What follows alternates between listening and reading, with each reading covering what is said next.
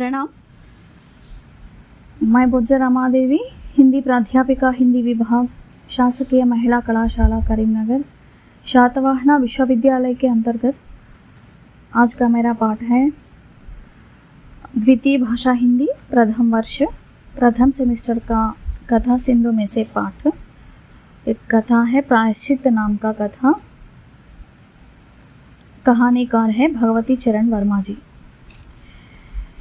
कहानीकार का परिचय ले तो भगवती चरण वर्मा सन 1903 में राफीपुर जिले में उन्नाव प्रांत में हुआ था इनका जन्म। वे छायावादोत्तर काल के प्रसिद्ध कवि माने जाते हैं। इनकी प्रसिद्ध उपन्यास चित्रलेख पर फिल्म भी बनाई गई है। चित्रलेख फिल्म बॉलीवुड के फिल्म। उन्होंने धार्मिक रूढ़ियों, अंधविश्वासों और छिछली भावुकता का विरोध करते हैं। प्रस्तुत प्रायश्चित नाम कहानी में पारिवारिक रूढ़ियों पर व्यंग्य किया गया है। शास्त्रों में कहा गया है कि बिल्ली की हत्या से नरक मिलेगा, इसके लिए प्रायश्चित करना पड़ता है। इसी के बारे में हास्य पूर्ण और मर्मगर्भी विषय को भी रूढ़िवादियों को समझा रहे हैं। कहानीकार का उद्देश्य है कि रूढ़िवादीपन की भी एक हद होती है, उसी के जो सीमा के अंदर ही और थोड़े सा जो अंधविश्वासों को मान सकते हैं, मगर पूरी तरह का जो ऐसा आर पार जैसा नहीं माननी चाहिए, अंधविश्वासों पर यकीन नहीं करनी चाहिए।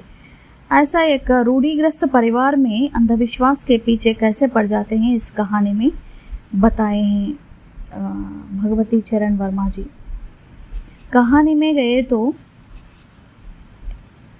एक शास्त्रोक्त परिवार, उस परिवार में नई नवेली जो बहू आ जाती है ब्याह करके, रामू की बहू विवाह के बाद ससुराल में आती है। फिर उनके सास ससुर पूरे भांडार घर के जो चाबी इनको सौंपाते हैं। फिर पूजा पाठ में वे मग्न रहते थे। प्रथम बार रामू की बहू ससुराल में आने पर सास जी पूजा पाठ में लग गई और सारे घर का भार उसको सौंपा दिया गया। बोले ना, रामू की बहू 14 वर्ष की बालिका है। और एक अंधविश्वास हमारे सामने आया है कि उन दिनों में छोटी छोटी बच्चियों को जो ब्याह करते थे उनसे दुगना तिगुना वर्ष आयु के आदमियों से, तब वो बेनसीब होकर विधवा बनने पर फिर वैसे ही कुड़कुड़ कर मरना पड़ता है। खुशहाल जीवन जीने का अधिकार नहीं और मायके आने में भी दिक्कत करते हैं समाज में। रूढ़िग्रस्त परिवार, रूढ़िग्रस्त समाज, उसी तरह के बाल्य विवाह और कन्या शुल्क है, बाल्य विवाह भी है, सती भी है। फिर विधवा विवाह नहीं करते थे और स्त्रियों को अस्पृश्य मानते थे और आडंबर वस्तु मानते थे और दासी और घर में कामकाज और सुख भोग लालसाओं को देने वाले को वस्तु के रूप में स्त्री को समझाते हैं। फिर बहुत दयनीय स्थिति है उन दिनों में स्त्री को। फिर रामू की बहू, रामू की पत्नी, रामू की बहू क्यों बोलते हैं कि उत्तर भारत में जो माता पिता रामू की बहू बोलते हैं, रामू की पत्नी को रामू की बहू ऐसा बोलते हैं। जैसे कि शादीशुदा जो औरतों को बाबी बोलते हैं ना, उसी तरह का। और सास को भी ससुर को भी मम्मी पापा बोल के बोलते हैं। वो थोड़ा सा इधर उधर का जो कल्चर, मिक्सड कल्चर मान सकते हैं हम। रामू की बहू मतलब रामू की पत्नी। 14 वर्ष नादान बालिका जो घर बार जो संभालने की जो उनकी परिपक्व मन भी नहीं है, फिर उसके हाथ में पूरे घर की जो भांडार घर की चाबियां और घर परिवार का बोझ उनके जो छोटे छोटे कंधों पर रखा गया है। 14 वर्ष की आयु बालिका मतलब उन दिनों में बहुत बड़ी बालिका समझ जाती है, क्योंकि 2-3 साल 5 साल शिशुओं को भी विवाह करते थे 50 साल वृद्धाओं से। उसी तरह का बहुत अंधविश्वास फैला हुआ है उस संसार में, उन दिनों में। उस घर में रामू की माँ ससुराल की जो रामू की बहू ससुराल में आई थी ना, उस घर में बिल्लियों को पालना बहुत आम बात है ना, सामान्य विषय है। बिल्लियों को कुत्तों को पालना, उनको दूध देना, लाड़ प्यार से उनको पालना, उनको देखते हुए उनके कर्तव्यों को देखते हुए मन को बहलाना। सभी लोग घर में रहने वाले बिल्लियों को और जो बिल्लाओं को, बिल्ली के बच्चों को बहुत पसंद प्यार देते हैं। उसी तरह का इनके घर में भी एक कबरी बिल्ली जो रहती थी। उस कबरी मतलब एक ही रंग का नहीं, धब्बे वाली बिल्ली। फिर रामू की बहू की लापरवाही उसके लिए सौभाग्य बन गया है। बिल्लियाँ कभी भी पालतू बिल्लियाँ क्या करते हैं, फिर ऐसा खुला छोड़ने पर भी भांडार घर को और खाने वाले जो खाद्य पदार्थों को ऐसा खुले में छोड़कर चले जाने पर भी वह नहीं, उसको नहीं चाटते, नहीं जो उनको खराब नहीं करते, फिर उन पर हमला नहीं करते, नहीं खाते, फिर झूठा नहीं करते उन आहार पदार्थों को। मगर यह कबरी बिल्ली अलग तरीके का है। सभी मनुष्यों में भी अलग अलग किस्म वाले होते हैं, अलग अलग जो मन को रखने वाले होते हैं ना, उसी तरह का जानवरों में भी चंचल चित्त जानवर भी होते हैं। उसी तरह का चंचल मन वाली बिल्ली, उसको थोड़ा सा विश्वास नहीं होगा घर वालों के प्रति, इसलिए उस तरह का चंचल कार्य करती थी उस घर में कबरी बिल्ली। छोटी है ना बालिका, उसको क्या पता है कबरी बिल्ली उस तरह का पूरा चाट लेगी दूध और दही को और घी मक्खन को। इसलिए भांडार घर को लापरवाही खुले में रखने पर कबरी बिल्ली उन सभी वस्तुओं पर जो हमला करके पूरा चाट जाती थी। बिल्ली दूध घी दही सब कुछ साफ करती थी, हमेशा बहुत सताती थी रामू की बहू को। रामू की बहू को बिल्ली से तंग आ गई। फिर क्यों तंग आ गई रामू की बहू को, मतलब फिर बालिका है ना, नादान से इस तरह रसोई घर में जो खाना पकाती हुई, फिर किसी के जो अभाव होने पर दाल लाने के लिए, तेल लाने के लिए, घी लाने के लिए भांडार घर में एक क्षण के लिए गई हो तो इधर रसोई घर में झपट मारकर आकर पूरे दूध को जो उड़ा रही थी कबरी बिल्ली। इस तरह का 2-3 बार देख लिया, बार बार वैसे ही दोहरा रहा है, जो वही कार्य दोहरा गया है। वह देखकर बहुत तंग आती थी रामू की बहू को। वह निश्चय लिया कि इस घर में मैं ही रहूं या कबरी बिल्ली, ऐसा तय कर लिया उसको मारने के लिए। फिर उसको डांटती हुई, जो डराती हुई, अनेक प्रकार के जो शक्लें करने पर भी वह नहीं डरती थी। रामू की बहू को देखकर वह छोटी बालिका ऐसा मानकर बिल्कुल नहीं डरती थी कबरी बिल्ली, उनसे परवाह नहीं करती थी उनकी। वह ऐसा रसोई घर के जो बाहर बैठकर ऐसा नींद में एक झपट लेते समय ही जो छलांग मारकर रसोई घर में चलती थी और वहाँ रहने वाले जो दूध समझो जो ऐसा बिल्ली को जो पसंद पदार्थ जो भी हो उसको खत्म करती थी, खाली करती थी खबरी बिल्ली। एक दिन रामू की बहू क्या करती है कि रामू के लिए पिस्ता बादाम अच्छी तरह जो जोड़ के जो खीर बनाती है। सब खाने के बाद रामू आने के बाद रामू को देने के लिए कटोरे में लेकर ऊपर छज्जे पर रखती है। फिर बिल्ली न पहुंच पाए उस उतनी ऊंचे तक।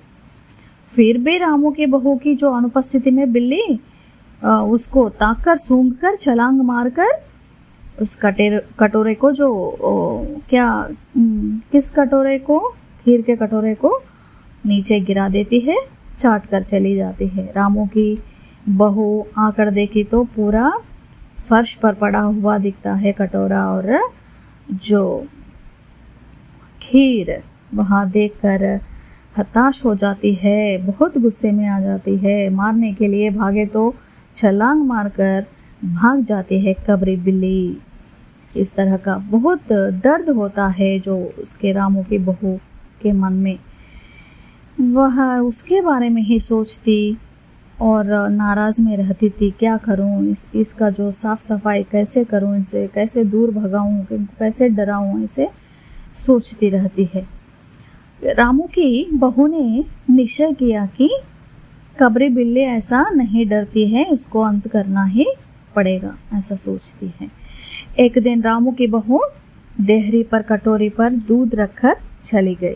फिर उसको लाने के लिए, मारने के लिए एक षड्यंत्र जैसा षड्यंत्र ही समझो आप, ऐसा रचा कर क्या करती है कि एक कटोरे में दूधी जो दही या दूध समझो, उसको जो पसंदीदार दूध को रखकर चली जाती है। वहां से पीछे खड़े होकर चुपकर देखती है कबरी बिल्ली आए तब उस पर हमला करने के लिए। तब रामू की बहू पाटा लेकर तैयार रही। फिर कबरी आती है, दूध को पीना शुरू करती है। तब बिल्ली पर झपट से मारती है बहू, रामू की बहू। फिर बेचारी बिल्ली न हिली न डुली, वैसे ही वैसे जो पड़ी रह गई उस दरवाजे के दहलीज के यहाँ। वहाँ देखकर सभी लोगों को, वहाँ देखकर जो हमारी जो रामू की बहू हताश रह जाती है और गहरी सांस लेती है। आज से इसकी जो पीड़ा नहीं होगी हमारी रसोई में, हम पर ही, ऐसा सोचती हुई खड़ी होती है। फिर तभी उस घर में काम करने वाली जो महरी देखती है, हाय बहू, कैसा कितना जो दुष्कार किया तुमने, कितना पाप किया तुमने, ऐसा बिल्ली को कोई मारता है क्या? क्यों मार दिया बिल्ली को? बिल्ली को मारना बहुत पाप समझा जाता है। जो बिल्ली को मारने वाले कुंभी पाक नरक में जाते हैं। ब्रह्म मुहूर्त में जो बिल्ली की हत्या कौन करता है, ऐसा कहकर सभी लोगों को बोलते हैं। घर में रहने वाले और घर के आसपास में रहने वाले भी आकर सभी लोगों ने उन लोगों को डराते हैं। नरक से जो बचाने के लिए प्रायश्चित करना ही पड़ेगा। डर के मारे सभी लोग दंग रह जाते हैं। बिल्ली की हत्या तो हो गई, मगर प्रायश्चित करना बाकी है। इसलिए सभी लोगों ने एक पंडित को बुलाने के लिए तय कर लेते हैं। उस पंडित को क्या क्या देने पर प्रायश्चित हो जाएगा कि 11 तुले की सोने की बिल्ली और 10 मन गेहूं, 1 मन चावल, 1 मन दाल, मन भर तिल, 5 मन जौ और 5 मन चना, 5 पचेरे घी, जो मन भर नमक, 21 दिन पूजा पाठ, 21 रुपये, 5 ब्राह्मणों का जो भोजन प्रायश्चित के रूप में करना पड़ता है। इस तरह का प्रायश्चित हो जाएगा और बिल्ली को जो मारने की जो कुंभी पाक नरक से छुटकारा मिल जाएगा, ऐसा सोचते हैं। मगर यहाँ सोचने के बाद सभी लोग तय करके ब्राह्मण को बुलाते हैं, जो पंडित जी को बुलाते हैं प्रायश्चित करने के लिए। फिर पंडित जी ने ज़्यादा मांगने पर प्रायश्चित के लिए सामग्री वस्तुएं, फिर एक कुछ मोल तोल आने पर एक ही विषयों पर तय हो जाता है। फिर पूजा पाठ का इंतज़ाम करते हैं। प्रायश्चित करने का जो घड़ी आ गया तब पूजा पाठ करना तैयारी शुरू होता है। तब महरी भाग कर बोलती है कि हाय दैया, बिल्ली खड़ी होकर भाग गई। बोलने पर घर वाले गहरी सांस लेते हैं। बिल्ली जिंदा है, बिल्ली नहीं मरी थी, इसलिए प्रायश्चित करने की जरूरत नहीं है, ऐसा समझते हैं। देखिए, महरी आकर बोल दिया, बिल्ली भाग गई। मगर एक एक क्षण में एक ही जगह में बोलते हैं कि बिल्ली पीड़ा से जो मारने पर, पाटा से मारने पर न हिली न डुली, वैसे ही लुढ़क कर मर गई, ऐसा बोलते हैं। मगर घर वालों ने कुछ किया होगा, नहीं तो बहू की जो आलोचना हो के जो भी हो, बिल्ली मर गई कि नहीं, जिंदा है या मरती, कुछ भी किसी को भी नहीं पता, मगर बिल्ली जिंदा है, ऐसा महरी घर काम वाली बोलने पर प्रायश्चित रुक जाता है। देखिए, इस तरह का शास्त्रों में लिखा हुआ है। बोलकर लोगों को लूटते हैं और बिल्ली मर जाने पर भी नहीं मर गया बोलकर शास्त्रों को भी जो गुमनाम करते हैं, शास्त्रों को भी क्या बोलते हैं, शास्त्रों को भी जो शास्त्रों से भी छुटकारा पाने के लिए कोशिश करते हैं। इस तरह का अंधविश्वासों को मानना और न मानना मनुष्यों के जो उनके विश्वासों पर, उनके जो यकीनों पर, उनके जो कामों पर, उनके मन के भरोसों पर होता है। यह समाज में रहने वाले अंधविश्वास का एक सजीव वर्णन माना जाता है। इस